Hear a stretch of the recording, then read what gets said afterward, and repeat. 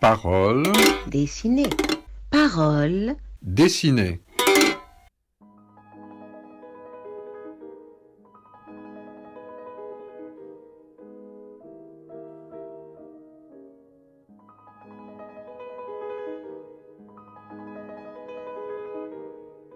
J'entendis les pas de mes parents qui accompagnaient Swann.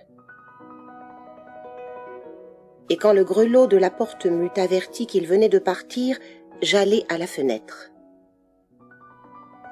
Maman demandait à mon père s'il avait trouvé la langouste bonne et si Monsieur Swann avait repris de la glace au café et à la pistache. « Je l'ai trouvé bien quelconque, dit ma mère. Je crois que la prochaine fois, il faudra essayer d'un autre parfum. » Je ne peux pas dire comme je trouve que Swann change, dit ma grande-tante. Il est d'un vieux. Ma grande-tante avait tellement l'habitude de voir toujours en Swann un même adolescent qu'elle s'étonnait de le trouver tout à coup moins jeune que l'âge qu'elle continuait à lui donner. Et mes parents, du reste, commençaient à lui trouver cette vieillesse anormale, excessive, honteuse et méritée des célibataires, de tous ceux pour qui il semble que le grand jour qui n'a pas de lendemain soit plus long que pour les autres, parce que pour eux, il est vide et que les moments s'y additionnent depuis le matin sans se diviser ensuite entre des enfants. Je crois qu'il a beaucoup de soucis avec sa coquine de femme qui vit au sud tout Combray avec un certain monsieur de Charlus. C'est la fable de la ville. Ma mère fit remarquer qu'il avait pourtant l'air bien moins triste depuis quelque temps. Il fait aussi moins souvent ce geste qu'il a tout à fait comme son père de s'essuyer les yeux et de se passer la main sur le front. Moi, je crois qu'au fond, il n'aime plus cette femme. Mais naturellement, il ne l'aime plus, répondit mon grand-père. J'ai reçu de lui il y a déjà longtemps une lettre à ce sujet, à laquelle je me suis empressé de ne pas me conformer et qui ne laisse aucun doute sur ses sentiments, au moins d'amour, pour sa femme. Eh bien, vous voyez, vous ne l'avez pas remercié pour l'Asti, ajouta mon grand-père en se tournant vers ses deux belles-sœurs. Comment nous ne l'avons pas remercié? Je crois entre nous que je lui ai même tourné cela assez délicatement, répondit ma tante Flora. Oui, tu as très bien arrangé cela, je t'ai admiré, dit ma tante Céline. Mais tu as été aussi très bien. Oui, j'étais assez fière de ma phrase sur les voisins aimables. Comment, c'est cela que vous appelez remercier, s'écria mon grand-père. J'ai bien entendu cela, mais du diable si j'ai cru que c'était pour Swann. Vous pouvez être sûr qu'il n'a rien compris. Mais voyons, Swann n'est pas bête. Je suis certaine qu'il a apprécié. Je ne pouvais cependant pas lui dire le nombre de bouteilles et le prix du vin. Mon père et ma mère restèrent seuls et s'assirent un instant. Puis mon père dit « Eh bien, si tu veux, nous allons monter nous coucher. Si tu veux, mon ami, bien que je n'ai pas l'ombre de sommeil. Ce n'est pas cette glace au café si anodine qui a pu pourtant me tenir si éveillée. Mais j'aperçois de la lumière dans l'office, et puisque la pauvre Françoise m'a attendue, je vais lui demander de dégrafer mon corsage pendant que tu vas te déshabiller. » Et ma mère ouvrit la porte treillagée du vestibule qui donnait sur l'escalier. Bientôt, je l'entendis qui montait fermer sa fenêtre. J'allai sans bruit dans le couloir. Mon cœur battait si fort que j'avais de la peine à avancer. Mais du moins, il ne battait plus d'anxiété, mais d'épouvante et de joie. Je vis dans la cage de l'escalier la lumière projetée par la bougie de maman. Puis je la vis elle-même, je m'élançai. À la première seconde, elle me regarda avec étonnement, ne comprenant pas ce qui était arrivé. Puis sa figure prit une expression de colère.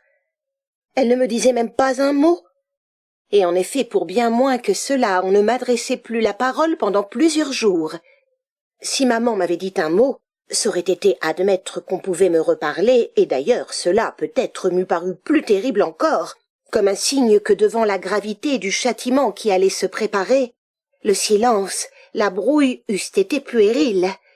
Une parole c'eût été le calme avec lequel on répond à un domestique quand on vient de décider de le renvoyer.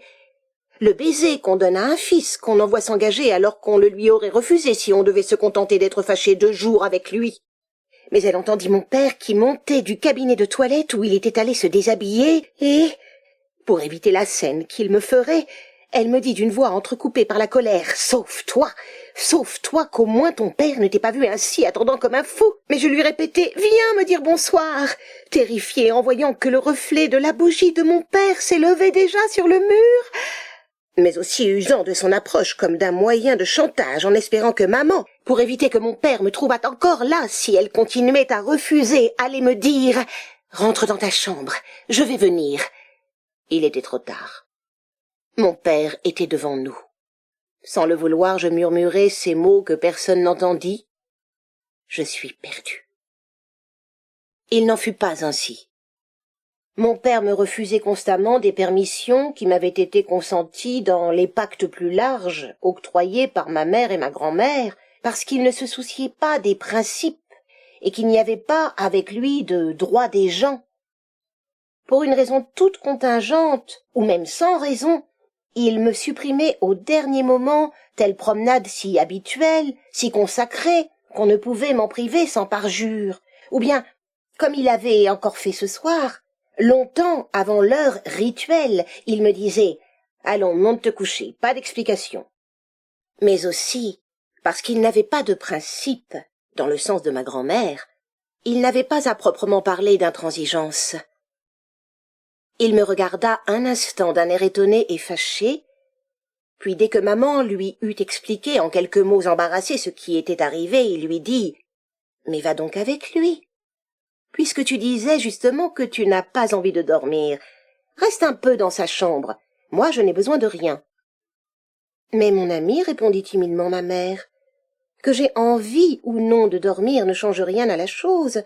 On ne peut pas habituer cet enfant. » « Mais il ne s'agit pas d'habituer, dit mon père en haussant les épaules. Tu vois bien que ce petit a du chagrin. Il a l'air désolé, cet enfant. Voyons, nous ne sommes pas des bourreaux. Quand tu l'auras rendu malade, tu seras bien avancé, puisqu'il y a 2 lits dans sa chambre. Dis donc à Françoise de te préparer le grand lit et couche pour cette nuit auprès de lui. Allons, bonsoir. Moi qui ne suis pas si nerveux que vous, je vais me coucher. » On ne pouvait pas remercier mon père. On l'eût agacé par ce qu'il appelait des sensibleries. Je restai sans oser faire un mouvement. Il était encore devant nous, grand, dans sa robe de nuit blanche, sous le cachemire de l'Inde violet et rose qu'il nouait autour de sa tête depuis qu'il avait des névralgies, avec le geste d'Abraham dans la gravure d'après Benozzo Gozzoli que m'avait donné M. Swann, disant à Sarah qu'elle a à se départir du côté d'Isaac.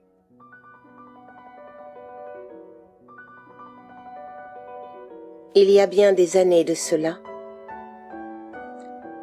La muraille de l'escalier, où je vis monter le reflet de sa bougie, n'existe plus depuis longtemps. En moi aussi bien des choses ont été détruites que je croyais devoir durer toujours, et de nouvelles se sont édifiées, donnant naissance à des peines et à des joies nouvelles que je n'aurais pu prévoir alors, de même que les anciennes me sont devenues difficiles à comprendre. Il y a bien longtemps aussi que mon père a cessé de pouvoir dire à maman « Va avec le petit ». La possibilité de telles heures ne renaîtra jamais pour moi.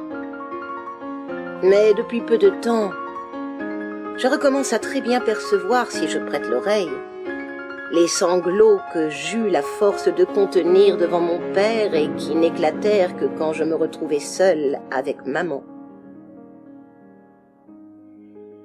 En réalité, ils n'ont jamais cessé. Et c'est seulement parce que la vie se tait maintenant davantage autour de moi que je les entends de nouveau. Comme ces cloches de couvent que couvrent si bien les bruits de la ville pendant le jour qu'on les croirait arrêtées, mais qui se remettent à sonner dans le silence du soir.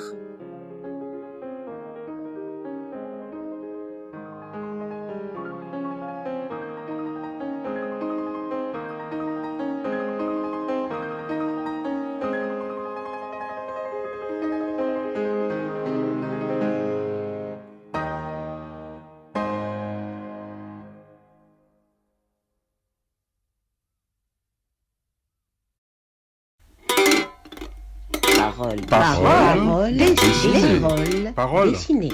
Dessiner. Parole dessinée. Parole. Dessiner.